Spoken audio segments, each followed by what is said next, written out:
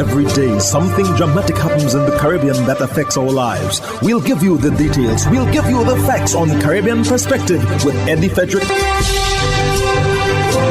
Here's Eddie Frederick. So glad you can join us. Jamaica's Prime Minister announces a handsome reward package for information leading to the arrests of serious criminals for the Christmas season. This story takes the lead in today's edition of Caribbean Perspective for Thursday, 22nd December 2022.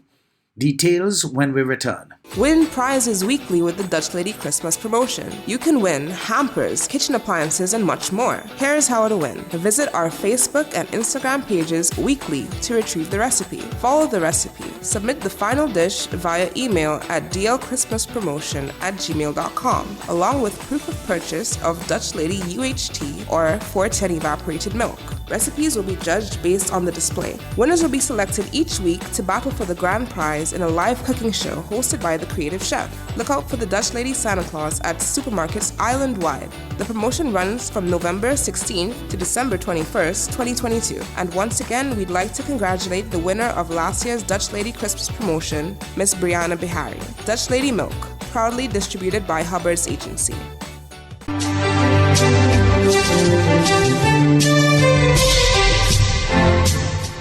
Welcome back. $50 million Jamaica dollars to reward people who give information on robberies and other crimes.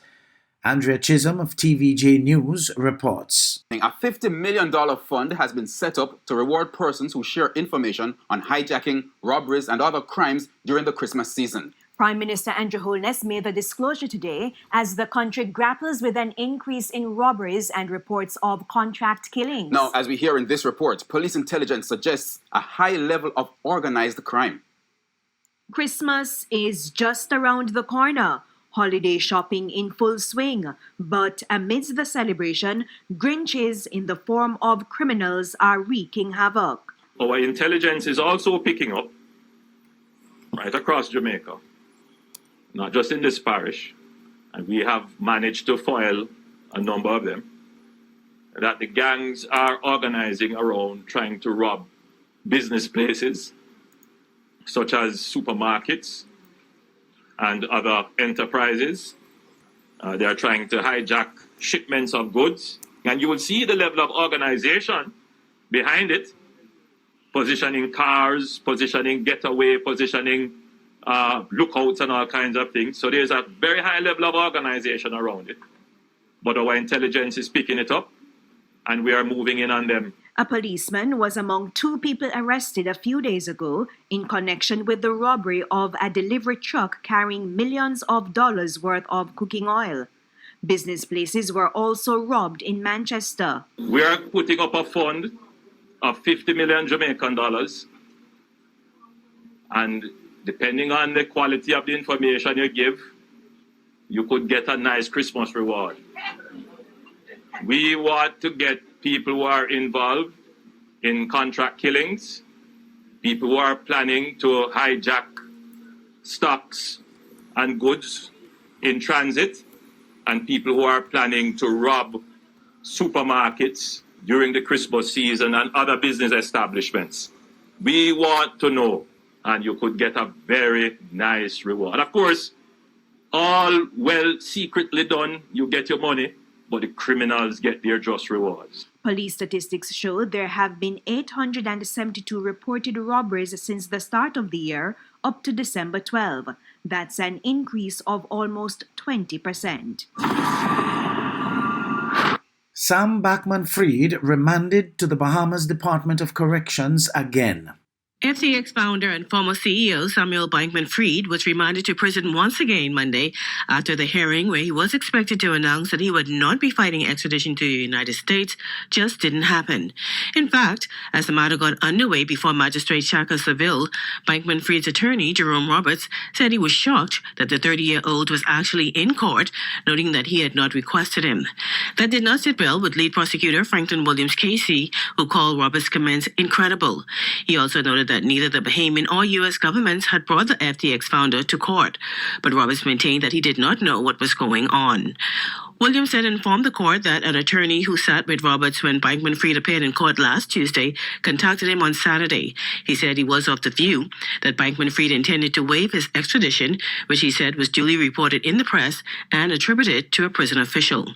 Noting that he did not wish to be a part of the play that was unfolding in court, Williams asked if the extradition proceedings were a washout, prompting Roberts to reply that his client wished to speak with his U.S. attorneys first before moving forward, and he asked the magistrate to clear the court so that the FTX founder could speak with his U.S. lawyers via cell phone. The court agreed and then remanded the former FTX CEO to the Bahamas Department of Corrections.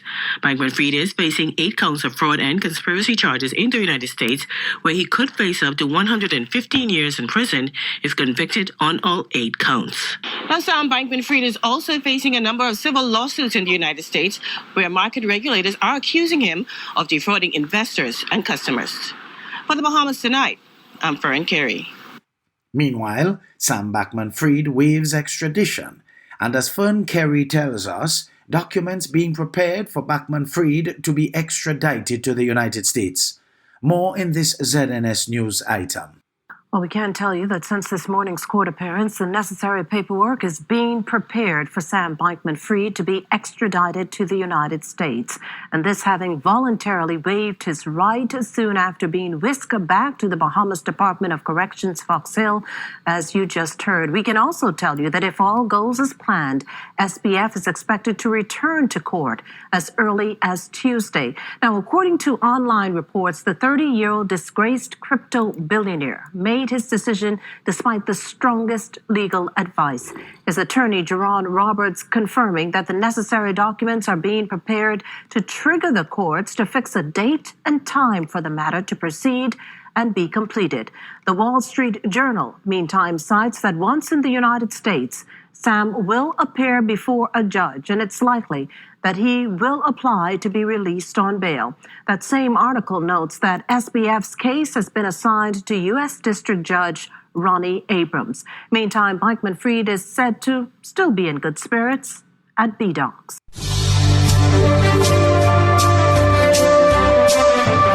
You're listening to Caribbean Perspective with Eddie Frederick.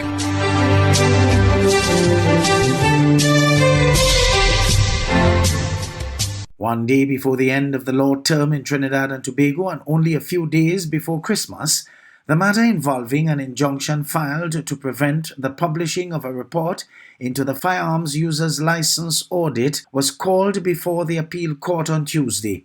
Details in this TTT News item. Despite calls from former Police Commissioner Gary Griffith's legal team to delay a matter preventing Prime Minister Dr. Keith Rowley from releasing any portion of a controversial firearm users license audit report, the matter was expedited before the appeal court.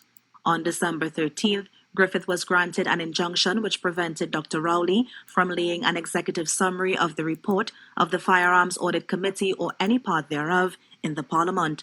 Griffith previously argued that the process used to develop the report and the report itself were compromised, since the committee Dr. Rowley established to create the report included retired police officers.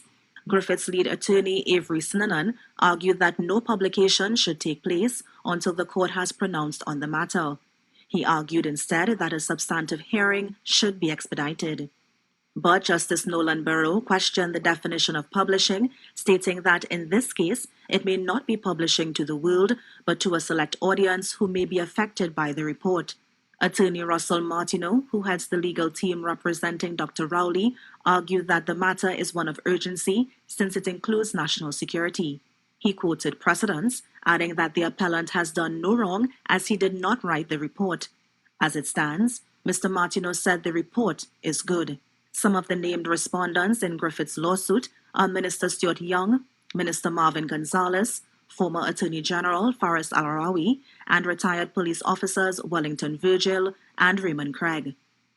Kimberly D'Souza, TTT News. The art community in Trinidad and Tobago awoke to news of the murder of Mark Pereira, a man who dedicated his life to local arts and artists. The community is plunged into mourning. Urvashitawari Rupnarayan of TV6 News filed this comprehensive report. Calling the generous, affable and welcoming nature of the curator.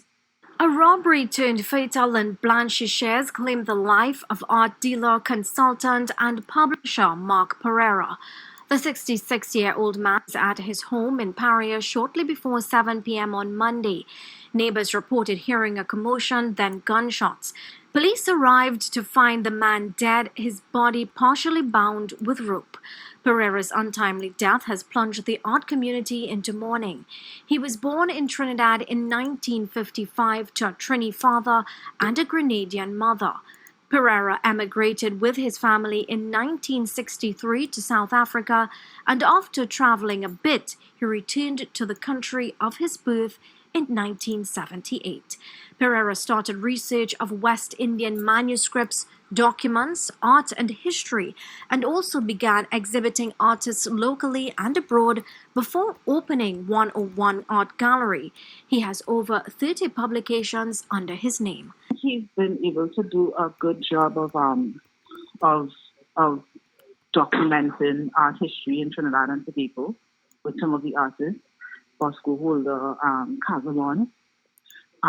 So he's been able to gather persons and along with his own writings to produce books on artwork in Trinidad and Tobago. And I think that is something that is very critical because it contributes to the provenance of work and it contributes generally to the story that we tell about local artists. Keeper Jacob Motley, president of the Art Society, remembers their first meeting at his gallery, recalling the generous, affable, and welcoming nature of the curator. He also was the first person, the first gallery, the first organization to become a corporate member of the Art Society, which is something that we recently introduced. And when we told Mark about it, we told him today, by tomorrow, a check was dropped off for the 101 Art Gallery to be a corporate member of the Art Society. So he's always been supportive of the Art Society. Rubaduri Victor took to his Facebook page calling Pereira's untimely passing a blow to the local visual arts community. He says, quote, Mark was probably the most successful gallery owner in Trinidad and Tobago. He was the connector between the richest of patrons and the most artist of artists, end quote. It's a comment repeated by Jacob Motley. Mark's skill is he understands the art market in Trinidad and Tobago. He understands art in Trinidad and Tobago, and he understands buyers. And I say buyers because he could identify or spot a potential buyer. And in an art market, if an art market needs to be successful, you need three categories of persons. You need the artist to make the artwork. You need the buyer or the collector to purchase. And then you need that middle person to connect the buyer and the artist. And Mark was just that middle person. After a hiatus from art, Victor credited Pereira for his role in Victor's comeback as an artist, with Pereira generously offering him premium exhibition space at his gallery to host his return. Victor ends his online tribute saying, quote, May such generosity become more the norm in this cruel, cruel town, and may we solve the blight of crime, which itself is a creature of exclusion, selfish, corrupt elites, and cruelty, unquote. Artist Rebecca Foster says someone who lived so righteously did not deserve an end like his. She says, quote, Mark Pereira opened many doors for me when he invited me to have my first solo exhibition at 101 Gallery. This is a tremendous blow to the art community and to all who loved him so dearly, so senseless and cruel, end quote. Police are continuing investigations into Pereira's murder. Urvashi Tumari Rupnarayan, TV6 News. The Food Fair Shop and Win promotion is back, better than ever. We are giving away $30,000 in prizes with the promotional activities you know and love, like find the misplaced items, spin the wheel, and other exciting in-store activities. You can win hams, turkeys, vouchers, cooking gas from Saul, and lunch packages from the Creative Chef. The promotion runs from November 16th to December 23rd, 2022. Food Fair, where you can fill your baskets without emptying your pockets.